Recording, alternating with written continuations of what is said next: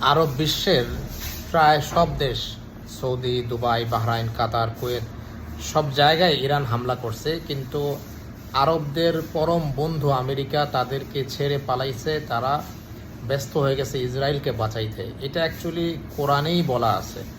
সূরা মায়েদায় আল্লাহ তাআলা বলছেন, ইয়া আইয়ুহাল্লাযীনা আমানু লা তাত্তাখিযুল ইয়াহুদা ওয়ান নাসারা আউলিয়া বা'দুহুম আউলিয়া বা'দ। ইমানদাররা, তোমরা ইহুদি নাসারাকে বন্ধু মনে করো না, তারা একে অপরের বন্ধু। সো এই আয়াত বাস্তবে প্রমাণ হইল যে মুসলিম বিশ্বরা আসলে হয়তোবা নামাজ রোজা করে, বাট কোরআনের দেখানো পথ মতো তারা চলে না। এই কারণে তাদের এই পরিস্থিতি নেমে আসছে। সো এই পরিস্থিতি দেখে যদি আরব বিশ্ব শিক্ষা নেয় যে আমরা আমাদের নিজেদের মধ্যে আমরা একক থাকব, আঞ্চলিক শক্তিগুলো একসাথে থাকবো, বাহিরের কারোর শক্তির হেল্প আমরা নিব না, বাহির থেকে খাল কেটে কুমির আনবো না।